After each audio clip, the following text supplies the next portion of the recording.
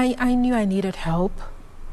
You know, in my lucid moments, like if I don't drink that horrible stuff, but I had to drink every day, if I drank like a normal human being, wine or something like that, the next day then my head was very clear and I would start regretting. There's so much remorse. I shouldn't be doing this. I'm a mess. I'm a what?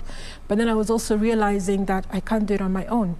And I came to realize I need help. And I got in touch with that person I had seen on TV, and he even told me, you need to go to rehab. And then the next biggest thing was, how am I going to afford it? Because it was, you know, when you're not working, and it was, the one I heard about was really expensive. I said, if somebody gave me that money, I'd buy a car, not go to rehab.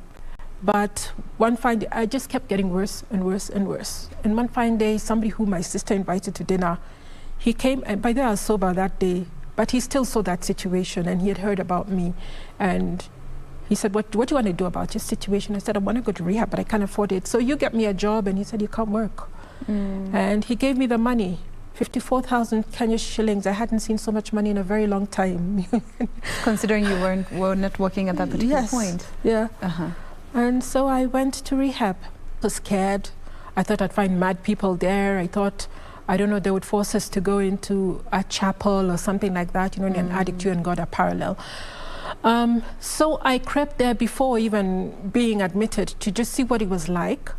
The first biggest loophole I saw was a really hole in the wall. I mean, in the quite literally. I thought to myself, if I want to escape from here, I can. You know, if I really wanted to get out of here, I could. The other loophole that, I mean, there are many. I have a whole video I created about loopholes in rehabs, but nevertheless, okay, let me talk about the loopholes.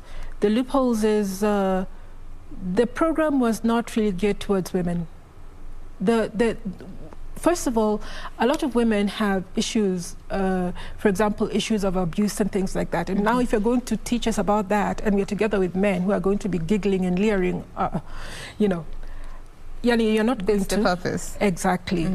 Women have very specific needs, and there needs to be a program, or at least a section of the program, that just focuses on the women and the women needs, which was not there at the time I went to rehab. That was way back, 2006. Yes.